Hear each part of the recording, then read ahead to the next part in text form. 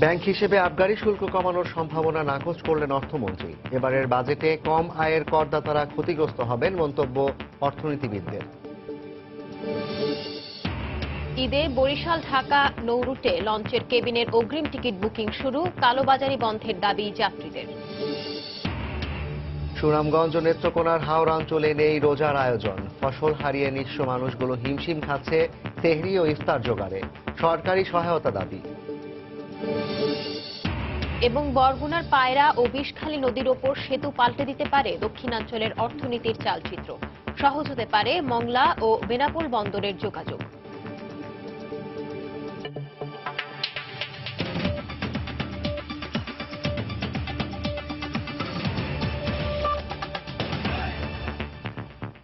বাংলা সময়ের সঙ্গে আছি আমি জাফর সাদিক এবং আমি সঞ্জনা চৌধুরী। বছর বছর বাড়ছে গ্যাস বিদ্যুতের দাম, বাড়ছে বাড়ি ভাড়া ও নিত্যপণ্যের দামও, যদিও সে হারে বাড়ছে না আয়। এতে দৈনন্দিন জীবনে আয় ব্যয়ের হিসাব মেলাতে হিমশিম খাচ্ছেন সাধারণ মানুষ। এরপরও তৃতীয়বারের মতো 2017-18 অর্থ বছরের প্রস্তাবিত বাজেটে ব্যক্তি খাতে করমুক্ত আয়সীমা 2.5 লাখ টাকাই রাখা হয়েছে। এতে কম আয়ের করদাতারা ক্ষতিগ্রস্ত হবেন বলে মনে করেন অর্থনীতিবিদরা। আর আয়কর আইনজীবীদের পরামর্শ, করের বোঝা না বাড়িয়ে উচিত করের আওতা বাড়ানো। বিস্তারিত জানাচ্ছেন হাজেরা শুলি। সরকারি হিসাবে জনগণের মাথাপিছু আয় বেড়েছে, স্থিতিশীল মূল্যস্ফীতি। তবে সাধারণ মানুষের অভিযোগ, দফায় দফায় বেড়েছে গ্যাস বিদ্যুৎ সহ প্রায় সব ধরনের নিত্যপণ্যের দাম। তাই মূল্যস্ফীতি স্থিতিশীল থাকার সরকারি হিসাবের সঙ্গে কোনো মিল নেই দৈনন্দিন জীবনে। এমন প্রেক্ষাপটে গেল 2 অর্থ বছরের বাজেটে করমুক্ত আয়সীমা অপরিবর্তিত থাকলেও এবার কিছুটা স্বস্তি চেয়েছিলেন করদাতারা। তবে 2017-18 অর্থ বছরের বাজেটে করমুক্ত আয়সীমা না বাড়ায় হতাশ কমায়ের করদাতারা। গ্যাস মূল্যটা অনেক বেড়ে গেছে হঠাৎ করে, যেমন ফেব্রুয়ারিতে যেটা ছিল 450 টাকা, এখন এটা 950 টাকা। যেখানে 5% টাকা বেতনে বাড়তেছে, সেখানে আমাদের খরচ বাড়তেছে দেখা যাচ্ছে 20 থেকে 25%, যার কারণে ব্যক্তিগত করের সিলিংটা কমপক্ষে 3.5 লাখ টাকা করা উচিত। এই যদি করা না হয় তাহলে ন্যূনতম করদাতারা বেশিরভাগে ক্ষতিগ্রস্ত হবে। বাড়ি ভাড়া বাড়ছে, পণ্যের দাম বাড়ছে, সবকিছু মিলে দেখা গেছে আমাদের খরচটা অনেক বেড়ে গেছে, বাট ইনকামটা ওইভাবে বাড়ে না। অর্থনীতিবিদদের মতে প্রতিবেশী দেশগুলোর তুলনায় বাংলাদেশে ব্যক্তি খাতে করের হার অনেক বেশি। তাই নতুন ভ্যাট আইন বাস্তবায়ন সহ সার্বিক পরিস্থিতিতে নতুন অর্থ বছরে চাপে পড়বেন করদাতারা। চালের দাম বেশি আছে, নতুন ভ্যাট আইন আসছে, সেক্ষেত্রে একটা আওতা বাড়বে। টাকার বিনিময় হারও এখন দুর্বল, ফলে এখন যারা করদাতা আছেন তাদের উপরে আরো বাড়তি একটা চাপ পড়বে। সর্বনিম্ন যে স্ল্যাবটা সেটাতে 7.5% নামিয়ে আনা হয়, তাহলে যারা সাধারণ ভোক্তা আছেন তাদের কিছুটা ট্যাক্স রিলিফ হবে। কর আইনজীবীরা বলছেন, রাজস্ব আদায় বাড়াতে কমায়ের করদাতাদের উপর চাপ না দিয়ে করজাল বাড়ানোর দিকে নজর দিতে হবে এনবিআরকে। আরো করের নতুন নতুন পরিধি বৃদ্ধি করা যায়। যেসব বাড়িঘরের এখনো করের আওতায় আসে নাই সেগুলাকে করের আওতায় নিয়ে আসা। অনেক ব্যবসা প্রতিষ্ঠানও এখনো করের আওতার বাইরে রয়ে গেছে। ওইদিকে যদি জোর দেওয়া হয় তাহলে নিম্ন আয়ের করদাতাদের উপর করের বোঝা কমবে। সর্বশেষ 2014-15 অর্থ বছরের বাজেটে করমুক্ত আয়সীমা 2,20,000 থেকে বাড়িয়ে 2.5 লাখ টাকা নির্ধারণ করে সরকার। হাজেরা শিউলি, সময় সংবাদ, ঢাকা।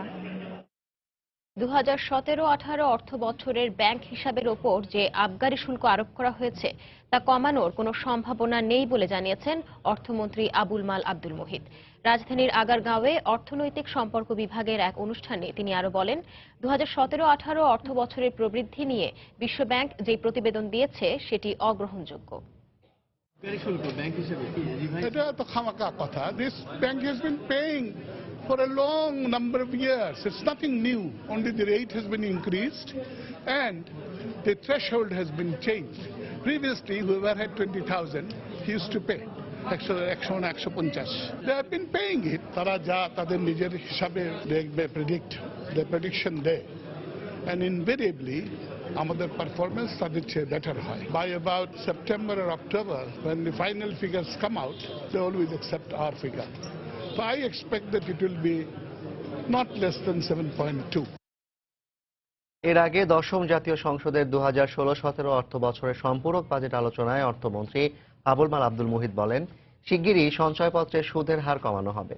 এ সময় তিনি আরও বলেন, নতুন কোনো প্রস্তাবনা নয়, বিদ্যমান আইনেই কালো টাকা সাদা করার প্রক্রিয়া অব্যাহত থাকবে। অধিবেশনে সংখ্যাগরিষ্ঠের সমর্থনে দশম জাতীয় সংসদের 2016-17 অর্থ বছরের সম্পূরক বাজেট বিল পাশ হয়। সঞ্চয়পত্রের সুদের হার কিছু কমানো হবে। সাধারণত সঞ্চয়পত্রে যে সুদের হারটা প্রিভ্যালেন্ট তার থেকে একটু বেশি রাখা হয়, কিন্তু সেটাকে খুব বেশি রাখা উচিত নয়। আমাদের মোটামুটিভাবে একটা হিসাব হলো যে যেটা ইন্টারেস্ট রেট মার্কেটে আছে তার থেকে অন্ততপক্ষে 2% মিনিমাম, তার চেয়ে বেশি রাখা দরকার, এবং সেই অনুযায়ী এর আবার পুনর্নির্ধারণ করা হবে যথাসময়ে।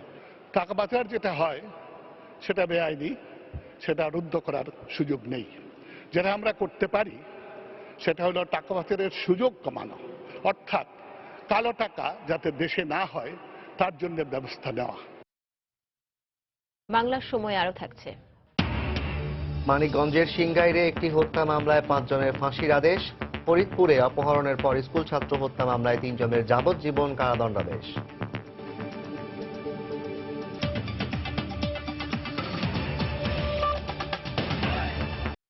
ঈদে বরিশাল ঢাকা নৌরুটে লঞ্চের কেবিনের অগ্রিম টিকিট বুকিং এর স্লিপ জমা নেওয়া শুরু হয়েছে। সকালে বরিশাল নগরীর প্যারারা রোড এলাকায় লঞ্চ এমভি সুরভির কাউন্টারে বুকিং স্লিপ জমা নেওয়া হয়। এ সময় কাউন্টারের সামনে লাইনে দাঁড়িয়ে স্লিপ জমা দেন অগ্রিম টিকিট প্রত্যাশীরা। যাচাই বাছাই শেষে আগামী 17 থেকে 19 জুনের মধ্যে কেবিনের টিকিট দেয়া হবে যাত্রীদের। এছাড়া প্রতি বছরের মতো তৃতীয় শ্রেণীর টিকিট ভ্রমণের দিন লঞ্চেই পাওয়া যাবে। এদিকে কালোবাজারি বন্ধের দাবি জানিয়েছেন যাত্রীরা। আগামী বৃহস্পতিবার পর্যন্ত লঞ্চের অগ্রিম টিকিট বুকিংয়ে এই স্লিপ জমা নেওয়ার কার্যক্রম চলবে। বুকিং স্লিপ জমা দিলাম, এখন আমাদের আত্মীয় স্বজন যারা আছে ঢাকা থেকে আসবে, একসাথে ঈদের আনন্দ উপভোগ করব, সেই জন্য আশা করি বুকিং অনুযায়ী আমি কেবিনগুলো পাবো। কিছুটা কালোবাজারি লক্ষ্য করছি, কিন্তু কালোবাজারি আশা করি তারা মানে কঠোর নজরে দেখবেন, এটা সুরভি কর্তৃপক্ষের কাছে আমরা আশা করছি। আজকে থেকে 8 জুন পর্যন্ত আমরা বুকিং স্লিপ জমা নেব। এরপরে মালিকরা যাচাই বাছাইয়ের মাধ্যমে যাতে কালোবাজারি না হয় সেজন্য তারা যাচাই বাছাইয়ের মাধ্যমে 13 থেকে 15 তারিখ পর্যন্ত টিকিটগুলো প্রদান করবে। সুনামগঞ্জ ও নেত্রকোনার হাওড়াঞ্চলে নেই রমজানের আয়োজন। পাহাড়ি ঢল ও আগাম বন্যায় ফসল হারিয়ে নিঃস্ব মানুষগুলো অর্থের অভাবে ইফতার ও সেহরিতে ঠিকমতো খেতে পারছেন না। এদিকে রমজান উপলক্ষে সরকারের আলাদা কোনো পরিকল্পনা না থাকলেও ব্যক্তি বা বেসরকারি উদ্যোগে ক্ষতিগ্রস্তদের সহায়তার চেষ্টা চলছে বলে জানালেন উপজেলা নির্বাহী কর্মকর্তারা। জেলা প্রতিনিধিদের পাঠানো তথ্য ও ছবি নিয়ে ডেস্ক রিপোর্ট। কিনতারি না, গুছ কিনতারি না, অনকি দা নুন দা ওই দুধকে দিয়া ভর্তা কইরা খাওয়া হনের দিন আমরা যাইতো কোনো মতে। রমজান মাসে এভাবেই দুর্দশার কথা জানালেন সুনামগঞ্জের সদর উপজেলার লালপুর গ্রামের সূর্যা বানু। গত 2 মাস আগে পাহাড়ি ঢল ও আগাম বন্যায় ফসল হারিয়ে নিঃস্ব এখন তার পরিবার। একই পরিস্থিতি হাওড়াঞ্চলের হাজার হাজার মানুষের। অতিবৃষ্টি আর পাহাড়ি ঢলে 142টি হাওরের ফসল রক্ষা বাঁধ ভেঙে 1,67,000 হেক্টর জমির কাঁচা ধান তলিয়ে যায়। এতে প্রায় 3,000 কোটি টাকার ফসলহানি হয়। এ অবস্থায় দুমুঠো খাবার জোটানোই কঠিন হয়ে গেছে হাওরবাসীর। সেহরিতে পানি ভাত আর ইফতারে রুটি শাক পাতা দিয়ে চলছে রোজা পালন। তৈ তরকারি এইসব কিছু রুজি রোজগার নাই, ব্যবসা বাণিজ্য নাই, এগুলা কিনে আনতে গিয়ে আমরা অনেক কষ্ট হইতেছে। শাক সবজি ও রুটি ওই যাই জোগাড় করলাম ওইটি দিয়ে চলতেছে খাইতেছে। শুধু ইফতারের জন্য আলাদাভাবে কোনো কিছু আসে নাই। আমরা সরকারের দৃষ্টি আকর্ষণ করব, হয়তো আমরা তখন যদি কিছু পেয়ে থাকি তা আমরা ক্ষতিগ্রস্তর মাঝখানে তা বিতরণ করি। রমজানে একই অবস্থার মধ্যে দিন কাটাচ্ছেন নেত্রকোনার মোহনগঞ্জ উপজেলার তেতুলিয়া, শামপুর সহ বেশ কয়েকটি গ্রামের মানুষ। ফসল হারিয়ে আর্থিক অনটনে থাকা এ মানুষগুলো খেয়ে না খেয়ে অতি কষ্টে রোজা পালন করছেন। টাকার অভাবে বাজার সদাই করতে পারছেন না অনেকেই। অন্যান্য বারের মতো ইফতারির দোকানগুলোতে নেই ক্রেতার ভিড়ও। গরনা এক সুন্দর ভাত, এই যে রোজাটা আইছে অনেক জিনিস কিনে খাই, আমরা কত কিছু করবাম, এটা তো কিছু ভাত আছে না। রোজা ঘরে দোলা ভাত, ঘরে দোলা ভাত যদি দেয় প্রত্যেক খাই। অন্য বছর আমরা ইফতারি অনেক আইটেম বাড়াইছি, পেঁয়াজি বেগুনি টেগুনি, এই বছর আইটেম কমাইছি, খাই না কোনো রকমের আমরা খালি চলে যেতে চাই। রমজানে সরকারিভাবে না হলেও বেসরকারি উদ্যোগে অসহায় মানুষগুলোকে সহায়তার চেষ্টা অব্যাহত রয়েছে বলে জানালেন উপজেলা নির্বাহী কর্মকর্তা। রোজাকে উল্লেখ করে সরকারিভাবে সে অর্থে সেরকম কোনো পরিকল্পনা নেই, তবে বেসরকারি উদ্যোগে কিছু কিছু ব্যবস্থা গ্রহণ করা হবে। গত 1 এপ্রিলে বন্যা ও পাহাড়ি ঢলে নেত্রকোনার মোহনগঞ্জ, খালিয়াজুড়ি ও মদন সহ 6টি উপজেলার 70,000 হেক্টর ফসলি জমি তলিয়ে যায়। এতে 1.5 লক্ষাধিক কৃষক ক্ষতিগ্রস্ত হন। ফাহমিদা মৌটুসী, সময় সংবাদ। বরগুনার পায়রা ও বিষখালী নদীর ওপর দুটি সেতু পাল্টে দিতে পারে দক্ষিণাঞ্চলের অর্থনৈতিক অবস্থা। দেশের তৃতীয় সমুদ্র বন্দর পায়রার সঙ্গে মংলা ও বেনাপোল বন্দর খুব সহজে যুক্ত হতে পারে এর মাধ্যমে। এছাড়া সেতু দুটির ওপর নির্ভর করছে পর্যটন শিল্পের অপার সম্ভাবনাও। পাশাপাশি যাতায়াতের ভোগান্তি কমবে জেলাবাসীর। স্থানীয় সংসদ সদস্য বলছেন, সরকারের এ ব্যাপারে পরিকল্পনা আছে। এসএম সিফাতের তোলা ছবিতে বিস্তারিত জানাচ্ছেন এম.এ. আজিম। দেশের দক্ষিণের একটি জেলা বরগুনা পায়রা ও বিষখালী নদী জেলা শহর থেকে 4টি উপজেলাকে বিচ্ছিন্ন করেছে, যার ফলে ভোগান্তির শেষ নেই জেলাবাসীর। রাত্র 9টার পর আর এখানে কোনো টলার বা ফেরি কিছুই থাকে না। আমার বাড়ি একজন পেশেন্ট যদি থাকে, আমার চিকিৎসার জন্য বরগুনা যেতে হবে, বরিশাল আসতে হবে, এই পথ এছাড়া আমাদের কোনো ওয়ে নাই। সেতু দুটি নির্মাণ হলে তৃতীয় সমুদ্র বন্দর পায়রার সাথে খুব সহজে সরাসরি যোগাযোগ সম্ভব হবে মংলা সমুদ্র বন্দর ও বেনাপোল স্থলবন্দরের সাথে। ফলে পায়রা বন্দরে খালাস হওয়া পণ্য খুব সহজে ভারতে পাঠানো সম্ভব হবে। পাশাপাশি পর্যটকরা স্বল্প সময়ে খুব সহজে সোনাকাটা ও হরিণঘাটা পর্যটন কেন্দ্র দেখতে পারবেন। এতে বিকাশ ঘটবে পর্যটন শিল্পেরও। সাগরের আবহ, আরেকদিকে এই যে স্নিগ্ধ বনের যে একটি আকর্ষণ, এই বিষয়গুলোকে উপভোগ করতে হলে সেখানে যেতে যে সময় লেগে যায়, পর্যটকরা আগ্রহ হারিয়ে ফেলেন। পায়রা বন্দর থেকে যদি মালামাল খালাস হওয়ার পরে আমাদের দক্ষিণ পশ্চিম অঞ্চলে নিয়ে যেতে হয়, তাহলে আমাদের বরগুনার পায়রা নদীতে এবং বিষখালী নদীতে দুটি ব্রিজ নির্মাণ করা একান্ত দরকার। স্থানীয় সংসদ সদস্য জানালেন, সেতুকে কেন্দ্র করে উন্নয়নের পরিকল্পনা রয়েছে সরকারের। বিষখালী উপর যদি ব্রিজটা হয়ে যায়, তাহলে এই এলাকাটা এই পায়রা সমুদ্র বন্দর, মংলা সমুদ্র বন্দর, এই পাশাপাশি এই অঞ্চলটা বামনা পাথরঘাটা বেতাগী উন্নয়নের রোল মডেল হিসেবে পরিণত। গত বছরের নভেম্বরে সেতুমন্ত্রী ওবায়দুল কাদের আশ্বাস দেন, নবম ও দশম মৈত্রী সেতু নির্মাণ করতে সহায়তা করবে চীন। আর এই সেতু দুটির মধ্যে বরগুনার আমতলীর পায়রা নদীর উপর একটি সেতু হতে পারে। এম.এ. আজিম, সময় সংবাদ, বরগুনা। রাঙ্গামাটি লংগদুতে অগ্নিসংযোগের ঘটনার 4 দিন পরও বাড়িঘর নির্মাণের কাজ শুরু হয়নি। এদিকে ক্ষতিগ্রস্তদের কেউ কেউ ফিরে এলেও আশ্রয় নিয়েছেন স্থানীয় বিহার ও আত্মীয়ের বাড়িতে। উপজেলা প্রশাসন জানায়, ক্ষয়ক্ষতি নিরূপণে গঠিত 3 সদস্যের কমিটি প্রতিবেদন দিলেই ঘরবাড়ি পুনর্নির্মাণের কাজ শুরু হবে। এদিকে সেনাবাহিনী ও পুলিশের পক্ষ থেকে বাড়িঘর ছেড়ে যাওয়া পাহাড়িদের জন্য তিনটিলা পাড়ায় 2টি অস্থায়ী ক্যাম্প স্থাপন করা হয়েছে। এরই মধ্যে বেশ কয়েকটি পরিবার এলাকায় ফিরে সেখানেও আশ্রয় নিয়েছেন। ওই ক্যাম্প থেকেই তাদের খাবার সরবরাহ করা হচ্ছে। লংগদু উপজেলার যুবলীগ নেতা নয়নকে হত্যার জের ধরে গত শুক্রবার পাহাড়িদের 2 শতাধিক বাড়িঘরে ভাঙচুর ও অগ্নিসংযোগ করা হয়। মানিকগঞ্জের সিংগাইরে একটি হত্যা মামলায় 5 জনের ফাঁসির আদেশ দিয়েছেন আদালত। এদিকে ফরিদপুরে অপহরণের পর স্কুল ছাত্রকে হত্যা মামলায় 3 জনের যাবজ্জীবন কারাদণ্ডাদেশ দিয়েছেন আদালত। মামলা সূত্রে জানা যায়, 2010 সালের 9 আগস্ট রাতে স্থানীয় উমাদেবীর বাড়িতে ঢুকে নগদ টাকা ও স্বর্ণালংকার লুট করে ডাকাতরা। এ সময় উমাদেবীকে শ্বাসরোধ করে হত্যা করে তারা। পরদিন নিহতের ছেলে বাদী হয়ে 9 জনের বিরুদ্ধে সিংগাইর থানায় হত্যা মামলা করেন। পরে 2011 সালে 5 জনের বিরুদ্ধে আদালতে চার্জশিট দেয় পুলিশ। দীর্ঘ শুনানি শেষে আজ অতিরিক্ত জেলা ও দায়রা জজ আদালত তাদের মৃত্যুদণ্ড দেন।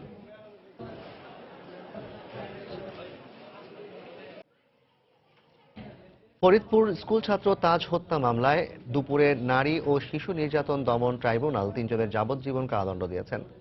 2011 সালের 16 জুলাই দ্বিতীয় শ্রেণীর ছাত্র তাজকে অপহরণের পর হত্যা করে দুর্বৃত্তরা।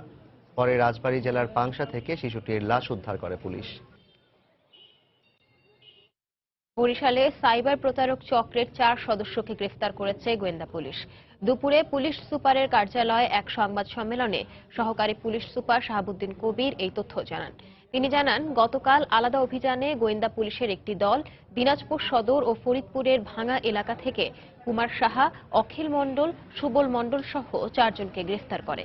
তারা ফেসবুক হ্যাক করা ছাড়াও মোবাইল ফোন ক্লোন করে মানুষকে প্রতারিত করে আসছে।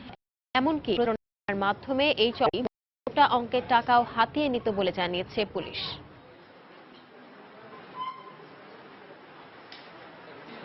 বাংলার সময় আরো থাকছে।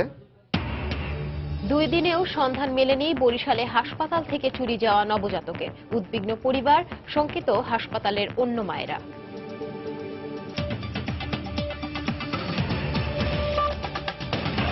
মৌলভীবাজারে মনু ও ধোলাই নদীর পানি কমতে শুরু করেছে। এতে জেলার সার্বিক বন্যা পরিস্থিতির উন্নতি হয়েছে।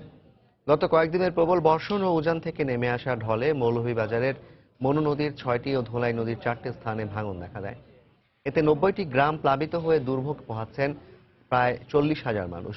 তবে গত 24 ঘন্টায় বৃষ্টি না হওয়ায় কমতে শুরু করেছে নদীর পানি। এতে উঁচু স্থান থেকে পানি নামতে শুরু করায় কিছুটা উন্নতি হয়েছে বন্যা পরিস্থিতির। তবে এখনো প্লাবিত হয়ে আছে নিম্নাঞ্চলের প্রায় 2000 হেক্টর ফসলি জমি। এদিকে বাড়িঘর হারিয়ে বিভিন্ন বাঁধে আশ্রয় নিয়েছে শতাধিক পরিবার। ওখানেও তো খুব পরিস্থিতি খারাপ অবস্থায় আছে। কেউ তো আসে নাই বা আমরা দেখেও নাই, জিজ্ঞাসাবাদও করে নাই। একবারে ছাড়াই ফেলাই দিছে এসে আমরা এই রাস্তার উপরে এমনি গড় করিয়া গাড়ুলিল্লাহান বান্ধিয়া আমরা আছি। বরিশালে নিখোঁজের 2 দিন পেরিয়ে গেলেও হাসপাতালে মায়ের কোল থেকে চুরি যাওয়া নবজাতকের কোনো সন্ধান মেলেনি। এদিকে এ ঘটনার পর থেকে শঙ্কিত হাসপাতালের অন্য মায়েরাও।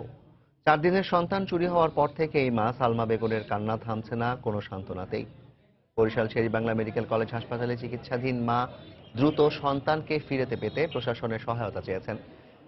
মামলা হলেও এখনো নবজাতকের খোঁজ না পাওয়ায় উদ্বিগ্ন পরিবার। আর পুলিশ বলছে সন্দেহজনক স্থানগুলোতে তল্লাশি চালাচ্ছেন তারা। এদিকে হাসপাতালের অন্য মায়েরাও এই ঘটনার পর থেকে শঙ্কিত তাদের নবজাতকদের নিয়ে। তাদের দাবি নিরাপত্তা বাড়ানোর। গত বৃহস্পতিবার রাতে বরিশাল শের-ই-বাংলা মেডিকেলে পুত্র সন্তানের জন্ম দেন সালমা বেগম। এরপর গত রোববার ভোরে ঘুমন্ত অবস্থায় তার কোল থেকে চুরি হয়ে যায় নবজাতক।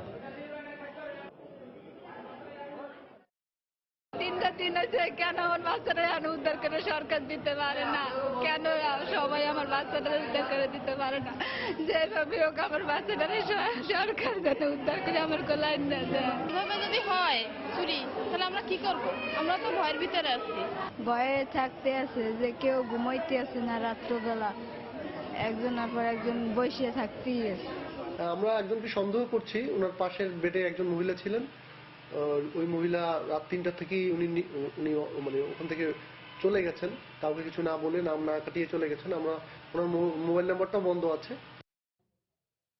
কর্মস্থলে চিকিৎসকদের নিরাপত্তা নিশ্চিত করা সহ 6 দফা দাবিতে বিক্ষোভ সমাবেশ করেছে বিএমএ খুলনা জেলা শাখা। দুপুরে খুলনা নগরীর শিববাড়ি মোড়ে ঘণ্টাব্যাপী এই কর্মসূচি পালন করা হয়। এতে জেলা সরকারি ও বেসরকারি হাসপাতালে কর্মরত চিকিৎসকরা অংশ নেন। এ সময় বক্তারা ঢাকা বিশ্ববিদ্যালয় কর্তৃক দায়েরকৃত চিকিৎসকদের অবহেলায় রোগী মৃত্যুর মামলাটি প্রত্যাহার সহ 6 দফা দাবি জানান। নাটোরের সাবেক সংসদ সদস্য ও আওয়ামী লীগ নেতা মমতাজ উদ্দিনের মৃত্যুবার্ষিকী পালিত হয়েছে। সকালে লালপুর উপজেলার মিল্কিপাড়া এলাকায় স্থানীয় সংসদ সদস্য আবুল কালাম আজাদের নেতৃত্বে আওয়ামী লীগের নেতাকর্মীরা মমতাজ উদ্দিনের কবরস্থানে ফুল দিয়ে শ্রদ্ধা জানান নেতাকর্মীরা। এ সময় অবিলম্বে মমতাজ উদ্দিন হত্যার বিচার দাবি করেন তারা। পরে অনুষ্ঠিত স্মরণ সভায় অংশ নেন নেতাকর্মীরা। 2004 সালের 6 জুন গোপালপুরে আওয়ামী লীগ নেতা ও সাবেক সংসদ সদস্য মমতাজ উদ্দিনকে কুপিয়ে হত্যা করে দুর্বৃত্তরা। বাংলার সময় শিশু সংবাদগুলো জানিয়ে দিচ্ছে আরো একবার। ব্যাংক হিসেবে আবগারি শুল্ক কমানোর সম্ভাবনা নাকচ করলেন অর্থমন্ত্রী। এবারের বাজেটে কম আয়ের করদাতারা ক্ষতিগ্রস্ত হবেন, মন্তব্য অর্থনীতিবিদদের।